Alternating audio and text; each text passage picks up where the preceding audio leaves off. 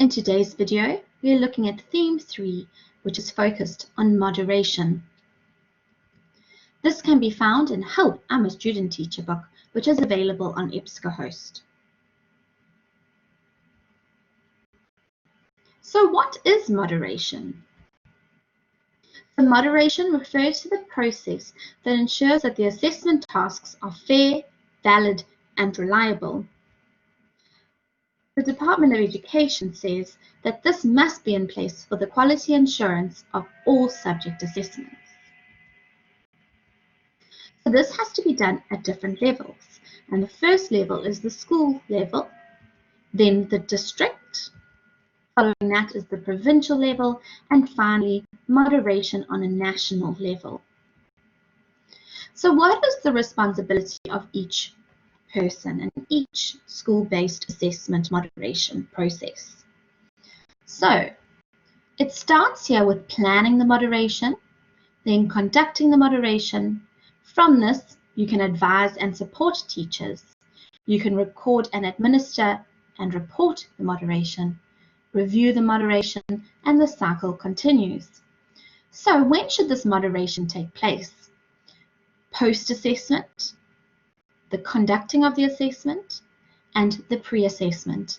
And the people that are involved in this at a school-based level are the principal, the subject material teachers, the HODs, and the teachers. So your pre-assessment means that when you set a test or an observation, someone will have a look at that sheet to make sure that you are assessing what is required.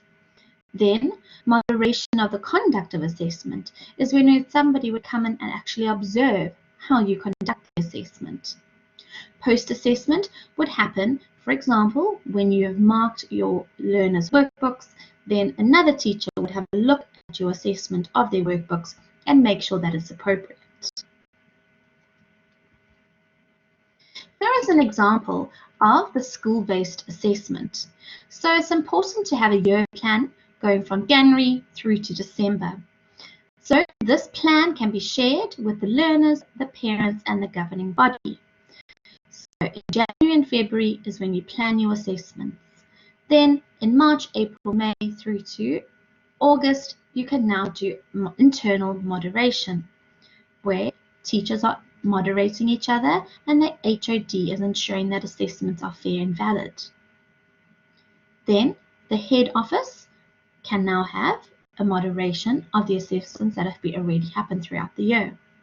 And finally, in November to December, you can reflect and develop the planning for the next year. So you can make improvements on your assessment, which then the process will continue in January.